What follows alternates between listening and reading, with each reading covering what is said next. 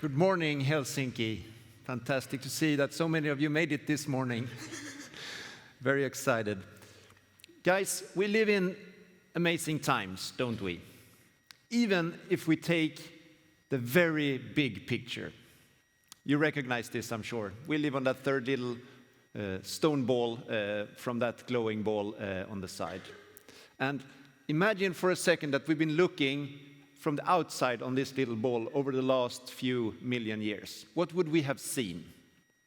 Well, we would have seen a little planet that, slowly changes over time. Sometimes it was a little bit colder, a bit more ice. Occasionally it was a bit warmer, a bit more blue. Some species came and went, continents slowly drifted around. But overall, a slowly transforming system. However, if we'd been watching in the last 40, 50 years, we would, even from this point of view, have noticed that something dramatic is happening on that little stone ball. The scientists at the Stockholm Resilience Center, which is a research institute that studies Earth system changes, they have compiled this report based on looking at all kinds of different, what we call Earth system trends. And here on this side, the red curves, you see the socioeconomic transformations. It's the population growth on the planet, the energy use, telecommunications, GDP growth. And on the green side, you see a similar set of curves that represent the changes in different Earth systems. Changes in the chemistry of the oceans, changes in the makeup of the biosphere of the different species, cutting down of rainforests, transformation even of the very chemistry of the atmosphere. So something dramatic is going on because we can all see that it's not just the technology curves that have this acceleration process. It's also a lot of processes that are happening on this planet. And yes, they are driven to a very large extent by the activities of us. And the scientists, they call this the great acceleration because that is truly what it is. In fact, we are moving so fast in this acceleration that we are in some ways also exceeding the capacity of what this planet can take. This is no news to you. Climate change has been all over the media for years. It's gained even more traction lately, which we're of course excited about. But climate is not perhaps the most dramatic transformation that is happening, and it's not the most aggressively pushed boundary either.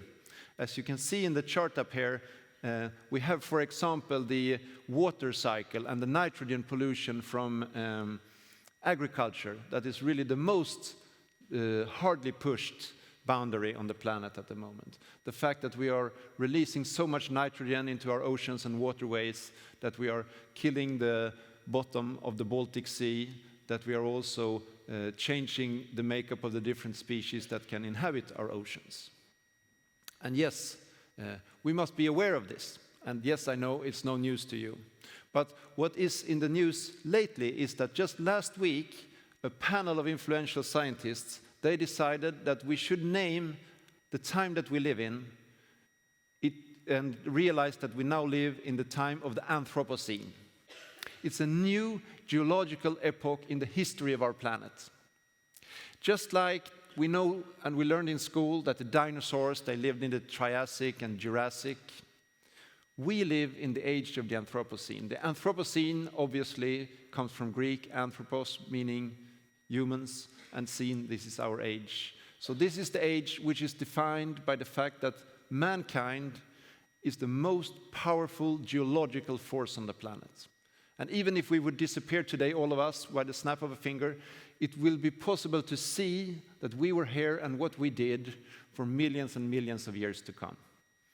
We're transforming the surface of the earth. We're putting all these constructions and tunnels and deposits of our trash and all the other things that will be visible to see whenever someone will be an archaeologist of our planet a million years from now. It's quite fascinating. And it also brings up the question, I think, for all of us, how did this happen? Because ultimately it wasn't really that long ago that we were living in caves, a few of us, scared of cave bears and lions, hunting with stone spears, dressing in animal skins. So in just a few thousand years, we went from cave dwellers to planet transformers. How is that even possible? Because ultimately, we didn't change, right? If you took a person from the Stone Age, a baby, and put them in a school here, they would grow up to be someone who did and worked and operated just like us. But there is one factor that is dramatically different, and that I know that you know where I'm going, that is technology. That is the technology that we have in our hands that we can apply to transform the world around us. And this is, of course, something that is innately human. Ever since the first humans made a fire to cook their food or to light up the evening and protect them from predators, we have worked to transform the world around us, to bend it to our will. Because we want to control, we want to create safer spaces, we want to have better food. And this is why it's also innately human to push for improvements in technology, to make the world operate safer, better, smarter. It's just that we have to be aware that the tools we now wield are so incredibly powerful. And yes, as you heard in the opening video and as you are going to hear over the coming couple of days, we now operate with these exponentially advancing technologies. Again, looking back in history, if you used a stone axe or something, probably you used a similar stone axe like your parents did and their grandparents before them.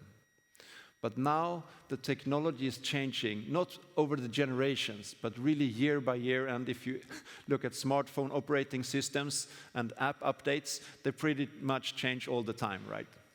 And I'm not going to give you all these examples because I know you've heard many of them, but we've seen the rapid advances in computing technology, looking at what is well familiar, the Moore's law, seeing the price performance in computer chips and memory chips improving and doubling with a very regular basis. The insight here is, of course, that this just doesn't apply to computing.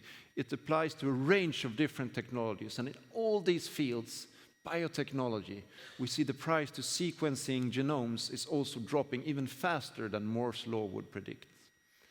And we can walk through all these different technologies. We have nanotechnology, we have neuroscience, etc., which are all being rapidly transformed. Year by year, we see new breakthroughs, new products released, new virtual reality headsets, which has 1,000 times better resolution than the ones we could buy just a couple of years back. Artificial intelligence improving its skill space and what it can deliver very rapidly. And it's also part of the Singularity mission to explain why is this happening and what is tying all these things together.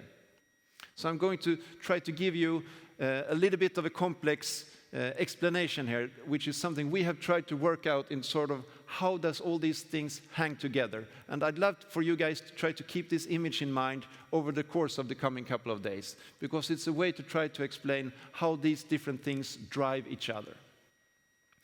If we start with computing, the fact that we can see that computing capacity is doubling on a very regular basis, also independent on the different platforms that we use. So even starting from transistors, vacuum tubes, the way to microchips, and likely moving shortly onto quantum computers. We have this doubling of processing capacity in terms of price performance.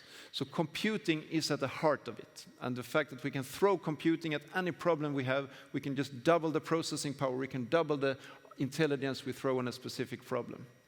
And then we have a number of technologies that are accelerated by computing. We have IoT and sensors that are falling in price. This in turn is driving the aggregation of big data, because we can pick up data in any setting. And what do we use this big data for? Yes, we use it to feed artificial intelligence systems, making them smarter, solving solutions better. On the other hand, we also have the improvements in nanotech and material sciences together with the fact that biology is becoming a digital technology. So this is what I like to call the accelerating enablers, that in turn enable the different applications within all the different business fields in which you guys are active or interested in making a difference. We see it in the field of medicine, in the field of education, in mobility. And what this image is trying to illustrate is that all these different enablers are driving, each of them are driving change in the different applications. So if 4 fields are rapidly accelerating at the same time and all forcing their changes in a specific field of application, it's very hard to predict how that field is actually going to be transformed in a few years. And then what can we do as a Singularity community? Well, the human engagements that we can take onto this. We want to think of how do we do leadership in this rapidly transforming world? How do we think of governance? How do we think of ethics, diversity, culture, and innovation when the playing field is changing so rapidly? I also want to mention the fact that we humans are not really used to thinking in these exponential terms. There's the classic thing of putting rice on a chessboard and seeing how many doublings, and it becomes very hard to understand the enormous amount of rice you get if you double 64 times. In fact, if you take a look in human history, or the intellectual history of our species and of life itself, you can see that we started out, the first primitive brains are 600 million years old. Humans, the way that look kind of like us, has only been around for about 200,000 years. It's just been a few thousand years since we started to use formal systems to apply logic and like mathematics, writing, and with the old Greeks, we first see the introduction of logic and trying to make arguments based on fact and logic. And in modern times, it's only been a few hundred years that we've actually used the scientific method, blind testing, to understand the real correlations between things, using clinical trials, modern statistics, and the conclusion I want to take from this slide is that it's not really natural for us to be logical. We are through the history of or development of our species, we have other methods to make sense of the world besides logic. We imitated someone, okay, you look fairly successful, I'll copy you. And we've used instinct and gut feeling and a lot of other decision-making tools. But now we also have to train ourselves to apply logic, and it is a challenge for us. Digitalization, you've heard a lot about it. I just want to briefly say that digitalization, I see it as a race towards zero. We can see it in the sense that communications has been pressed towards zero. Time to get stuff, when you order something digital, now we expect it to be delivered immediately. You download a file, you stream music. Also, the expectation of digitalization has brought the technology to zero. The friction of doing transactions, when we do our tax declarations, when we do bank errands, we expect them to be available to do it anytime and with minimal effort. And also a bit more complex, we expect to be able to transfer huge amounts of data between decision makers. I want to share all my data to my doctor. And I want to be able to access that smart algorithms that my doctor has to make decisions about my health. So digitalization is taking us to a time where we're getting everything cheaper and faster and more powerful at the same time. And this is what we like to talk about here at Singularity as abundance. We're going and we need to change our mindsets from a time where we work and operate in scarcity to where we work in abundance. And let me give you a couple of illustrations. In terms of calories, we have certainly gone from a time in our history when there was a lack of calories and we had to fight for surviving the winter, to a time, thanks to industrial food production, where we now have an abundance of calories. And in fact, we need to change our strategies. We need to protect ourselves from calories instead.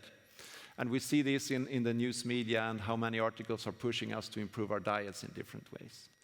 Same has happened to information. Just a few generations back, if you want to send a letter to some relatives in America, it took a frigate, 6 weeks just to carry that letter across the Atlantic. Now, I think many of you operate, just like I do, in a time where we have too much information and we have to protect ourselves. We have to filter it out in many ways. It's also fascinating to see how scarcity is creating conflict. You know that a few hundred years ago, the British, French, and Dutch, they fought wars over spice. The war for pepper, the war for cinnamon. Fortunately, we don't do that anymore. 20 years ago, there was a war. There still are conflicts going on in the Middle East because of oil. But perhaps, and hopefully, if we get an abundance of solar power, which we're going to address later, maybe we will also have to avoid having conflicts over oil in a not very distant future. So thinking of going from scarcity to abundance requires an abundance mindset. It's about thinking of being not just 10% better. It's about seeing how can we not make incremental improvements, but dramatic improvements. How can we solve problems, not by just solving the small problem, but if we address a much bigger problem, then the small problem will just go away. It's also about thinking that, I like to ask this question, the classic question of the optimist and the pessimist, is the glass half empty or half full? If you have an abundance mindset, what you ask is, how big can we make the glass? So, coming to us. A few hundred years ago, if you wanted to change the world, the only people who had that capacity were the kings and emperors. 100 years ago, the people who could change the world were the great industrialists who could invent something and who had the monetary resources to make that happen. The fascinating thing with the democratization of exponential technologies is that they are available to all of us, enormously powerful tools for change. So we all, you and I, we have these tools in our hands to make marvelous differences in the world. And it's quite exciting, isn't it? But it's also humbling, because on many instances, we use these technologies perhaps not for the most important applications. We live in the most marvelous of times, but at the same time, maybe we will be the generation, which is the last generation, to see real-life coral reefs in the wild. This is an image taken by an oceanographer working in the South Pacific. And these two images are just 8 months apart. He visits the reef, and when he comes back 8 months later, you can see that most of the coral is dead. And this is caused by the warming of the ocean and the acidification of the oceans thanks to human pollution. So, what we are doing is that we are spending so much time perhaps not on the right problems, even though we have all these marvelous tools. And I don't have to list for you all the silly apps that we have created, and people have made a lot of money on them. I mean, it's the, for example, hold this button as long as you can app. Cost 99 cents. These guys are millionaires, right?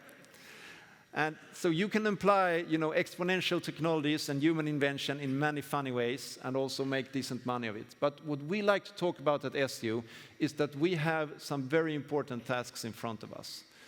The Sustainable Development Goals is what we love to refer to as the world's most important to-do list. So it's there we can take a pick. Which one do you want to address? If it's reducing poverty, education for all, available housing for all, equality between the genders and people in general. At Singularity University, we even predated the United Nations Sustainable Development Goals. At the very foundation of Singularity University, we set up the Global Grand Challenges. They fairly overlap with the previous list, but this is how we like to call them, and we'll come back to this term during the course of these coming 2 days, the Global Grand Challenges. And when we go for the Global Grand Challenges, what I want to give you guys is that there's a tricky part here, because we may have a very strong feeling about something. Yes, I want to solve healthcare for all. But it also takes us a bit of being rational. You have to think hard, selecting the right problem. And there are some ways to do that. There is a methodology to it that we've learned from the wonderful community of the effective altruists. When you pick a problem, you have to think about some things. Think about scale. Where can we make the greatest impact? Again, think of neglectedness. Maybe there's 100 great scientists already working in that field. Maybe your marginal contribution in that particular field is not going to make as big a difference as if you do something completely different over here. And it's the dimension of solvability. Are there really solutions to apply to this problem? And are they effective? Because as much as we care about something, if we really can't solve it, then let's not waste our time on it. Let's be rational about this, guys. And I love for you, especially you impact entrepreneurs and students out there, to take this terminology and mindset and methodology to heart when you think of which grand challenge you want to address. It's also about selecting the right solution. Yes, there are ways to do dramatic things. You can make a dignified protest and perhaps a bit more undignified protest, like undressing yourself in parliament. I know we're in Finland and being naked in front of strangers, you know, it's not that big a deal as it is in some other places. And I like that a lot, being a Swede myself. But it's about thinking, to be serious for a second, it's about thinking on focusing what matters, right? It's so easy to do things for show. Activities, manifestation, protestations. But think hard, what can you do for effect? Because effect matters. And effect is not necessarily about how many people turned up for picketing or how many tweets you got. You have to look at the data. You have to look at the real difference you're making, because this is the KPIs you want to focus on. And finally, think of price performance. Think of the very limited resources you have yourself and how you can apply them in the best way. Because guys, if you're just starting out your career, you have about 80,000 hours. That's your professional life. If you take away sleep and the free time and the family time and all the good things you want to do, this is the time you have to do something marvelously useful and exciting with your life, that you can sit at the end of a long story in front of the fireplace and said, okay, this is what I committed myself to doing. So think about this, the 80,000 hours you have. At SingularityU, we also like to think that there is an old way of being a billionaire.